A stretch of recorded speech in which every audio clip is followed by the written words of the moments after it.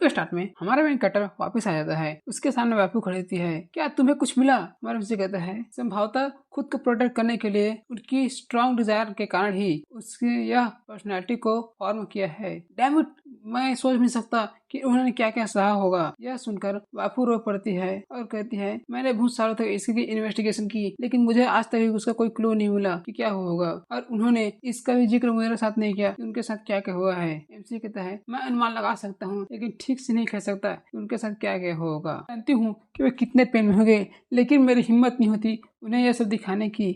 मैं खुद को स्ट्रांग दिखाती हूँ, तभी वो लोग सेफ महसूस करते हैं।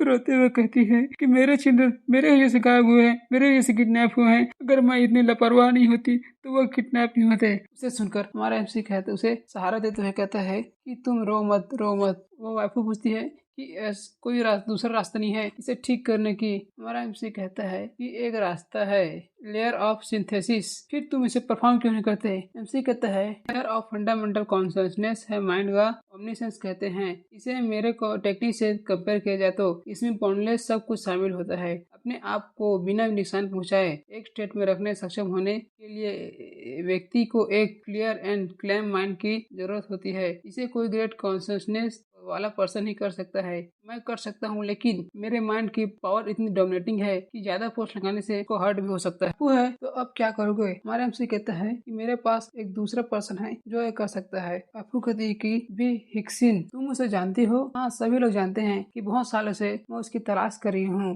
लेकिन उसे फाइंड करना बहुत कठिन है। हमारा एमसी कहता है कि एक्चुअली मेरे पास एक तरीका है उसे फाइंड करने के। क्या तुमने पहले क्यों नहीं कहा तुम्हारे पास तरीका है? की बात सुनकर हमारा एमसी अपने माइंड में सोचता है यह बहुत एम्बैरसिंग है। मैं जिस इंसिडेंट को याद नहीं करना चाहता तुमने मुझे वह याद करा दिया। एमसी वाइफू से कहता है कि मुझे पता नहीं था कि हमें उसकी जरूरत है। वाइफू हमारे एमसी का हाथ पकड़ती है और उसे खींचते हुए ले जाती है कि तुम इंतजार कैसे कर रहे हो, चलो हम न्यू बिल्ड वोएगर सिस्टम में चलते हैं जहाँ से हम डिवाइन लैंड पे किसी भी हिस्से पे जा सकते हैं। हमारा एमसी उसे रोकता है, रुको, क्या हुआ, तुमने मुझे क्यों रोका? वो देखती है वो हमारे एमसी का हाथ पकड़ा होता है। वो एम्बैरस होकर अपना हाथ छुड़ाती है और कहती है कि क्या तुम नहीं चाहते कि हमारे डॉक्टर जल्दी जल्दी ठीक हो जाए? हमारा एमसी कहता है कि मैं चाहता हूँ, लेकिन फर्स्ट मुझे उसे कांटेक्ट करने दो। तुम उसे कांटेक्ट कैसे करोगे? मेरे पास एक सीक्रेट वे है कांटेक्ट करने को, प्लीज मुझे थोड़ा समय दे दो। हमारी वाइफू अब एमसी की वाइफू गुस्सा और कहती है क्या तुम्हारे पास एक सीक्रेट वे है? क्या तुम मेरे पीछे से किसी लड़की से मिल रहे हो? हमारा एमसी पूरी तरह डर जाता है और पीछे मुड़कर अपने technique with my soul to power का इस्तेमाल करता है और एक कॉन्शनेस में जा जाता है। वो कहता है कि तुम कहाँ हो, तुम कहाँ हो? वहाँ से आती है कि तुमने फाइनली मुझसे कांटेक्ट किया, उसके लिए समय मिलेगा तुम्हें, मुझे तुम्हारी मदद की जरूरत है। हाँ ठीक है, तुम क्योर वैली में आ जाओ, मैं तुम्हें वही मिलूंगी। हमारा एमसी उससे बाहर आता है और कहता है कि वो अभी क्योर वैली में है, चलो चलते हैं। बातें सुनकर वाइफू कहती है मैं नहीं जाने वाली हूँ, तुम ही जा और उसे यहाँ पर लेकर आओ। हमारा एमसी कहता है कि तुमने तो कहा था कि हम दोनों ही उसे फाइंड करने जाएंगे। वाइफू गुस्सा होकर, नाराज होकर और जेलस होकर पीछे मुड़ जाती है और कहती है पहले मैं जानने वाली थी, लेकिन जब पता चला कि वह तुम्हारे एक सीक्रेट फ्रेंड है जिससे तुम सीक्रेट माइंड टू माइंड बात कर सकते हो, तो मुझे लगता है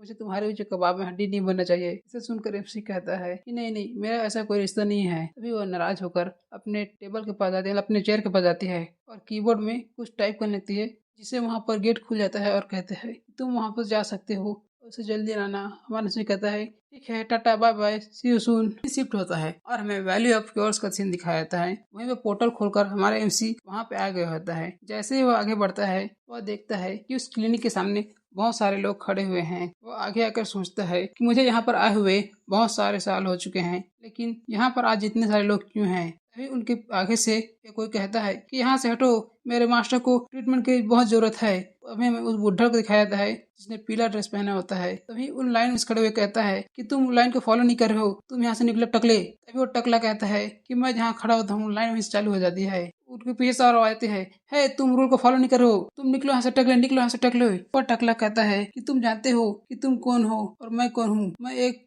मास्टर का डिसाइपल हूँ। मेरे रहते हुए में मास्टर को तो कोई तकलीफ नहीं हो सकती। मैं तुम्हें मार भी दूंगा तभी किसी को दिक्कत नहीं होगी। तभी अपने हाथ में स्टोन के एक परत जगाता है और उन सभी पर मरो सालो कमीनो। तभी वह सब बोल रहे हैं। हमारे एमसी उसी भी चाहता है रुको, कहता है। इससे ही उस सभी पूरी जगह में सभी स्टॉप हो जाते हैं और उसका मुक्का भी स्टॉप हो जाता है। हमारा एमसी वहाँ पर आता है और अपनी हैंड के एक फिंगर से उसके जॉइंट पे मारता है, फिर पैर से पूरी जगह शॉक को फैला देता है और उस घर के अंदर चले जाता है। तभी उसके जाते ही सब चीज नॉर्मल होता है। सभी को देख हैरान होते हैं कि हमारे पर अटैक क्यों नहीं हुआ। तभी दिखाया जाता है उस मुट्टे का वो हाथ ही मुड़ गया होता है। वह कहता है कि मेरे हाथ के साथ क्या गड़बड़ है।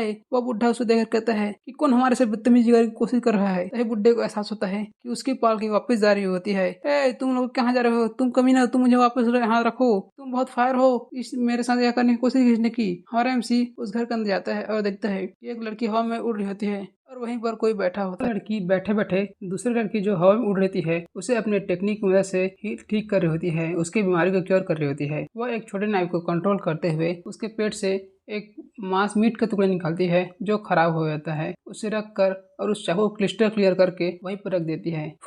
यह खत्म हुआ। तभी उसके पीछे से आवाज आती है, बहुत लंबा समय हो गया है, यह जगह तो अब रहने लायक हो गया ऐसा दिख रहा है। तभी वह पीछे मुड़ती है और कहती है कि तुम यहाँ पर क्यों आए हो। एमसी कहता है मैं यहाँ पर बी हेक्सिन से मिलने आया हूँ। वह कहाँ पे है। वह तो इनसाइड वैली में है, तुम वहाँ पे जा सकते हो। उससे कहता है मुझे लगा था कि तुम ट्रीट करती हो एकदम स्ट्रेंज और इनक्यूरेबल डिसीज को और यह बहुत रेयर होता है और मुझे यहाँ पर इतने नॉइस क्यों दिख रहा है, वहाँ सारे लोग क्यों दिख रहे हैं। वह हंसते हुए हमारे एमसी के पास आकर कहती है डॉक्टर हूँ और रूल को ब्रेक करने से बहुत सारे पीपल की हेल्प होती है, तो मुझे रूल करने ब्रेक करने से कोई आपत्ति नहीं है। यह सब मैंने तुमसे मिलने के बाद ही स्टार्ट किया था, मैं समझ में आया। हमारे एमसी उसके सिर पर पेट करते हुए कहता है कि गुड, लेकिन यहाँ पर 2 लाइन क्यों हैं आउटसाइड में। वह ब्लश करते हुए कहती है वह सभी लोग मुझसे कॉन्फ्रेंस करने आए थे अपने लव के लिए, लेकिन उनमें कोई भी ऑनेस्ट नहीं था। मुझे वह इफेक्ट डाला था। मैंने उन्हें रिजेक्ट किया, फिर भी उन पर कोई असर नहीं पड़ा था, इसलिए मैंने उन्हें 2 लाइन पर रहने के लिए कहा, जिससे मैं बाद में उन्हें रिजेक्ट कर सकती हूँ। इसी कहता है वह लोग बहुत ढीठ है। डॉक्टर कहते हुए कहती है कि वह लोग कमीने बहुत जानवर टाइप हैं, उनमें जानवरों की तरह लस्ट दिखाई देती है, उनका बहुत अल्टरनेटिव मोटिव होता है। वह सिर्फ मेरे इस अपीयरेंस की परवाह करते हैं। वह कहते हैं कि वह मुझसे प्यार करते हैं, लेकिन वह सही नहीं है, वह सिर्फ मुझे पाना चाहते हैं। हमारा एमसी कहता है मैं उन सब का ध्यान रख लूंगा, तुम ट्रीटमेंट को कंटिन्यू करो। वह डॉक्टर हमारे एमसी पर लाइन मारते हुए कहती है कि क्या तुम मेरे लिए सब करोगे। हमारे एमसी दूर भगाता है। कहते हुए वह डॉक्टर चली जाती है। हमारा एमसी कहता है कि तुम वर्क करते रहो। हमें तभी बाहर का सीन दिखाया जाता है। वह सभी लोग अपने अपने हेयर स्टाइल को चेक करता है। सभी लोग लाइन मारने के लिए लाइन बनाए होते हैं। तभी उन्हें महसूस होता है कि उन्हें कोई कंट्रोल कर रहा है, मुझे कोई कंट्रोल कर रहा है। उन सबों को हमारा एमसी पीछे करता है और लाइन से ट्रेन से ट्रेन गाड़ी भगाने लगता है। हे मैं जानू, मैं नहीं जाना चाहता, तुम मुझे क्यों भगा रही हो। वह सभी चले जाते हैं। इनर क्योर वैली का एंट्रेंस का सीन दिखाया जाता है। वहीं पर हमारा एमसी अंदर जाते हुए सोचता है अब क्योर्स इस डिवाइन लैंड के 5 सीक्रेट रियल में से एक हैं। इसमें जो कोई भी अगर किसी को गाइड नहीं करता तो वो यहाँ से दिशा भटक जाते हैं, और कोई भी इसमें घुसपैठ करने की कोशिश करता है वो देर रात से घूमते रहते हैं और अंत में वह टपक जाते हैं। यह तो हमारे डिवाइन लैंड के मिस्टीरियस लैंड में से एक है।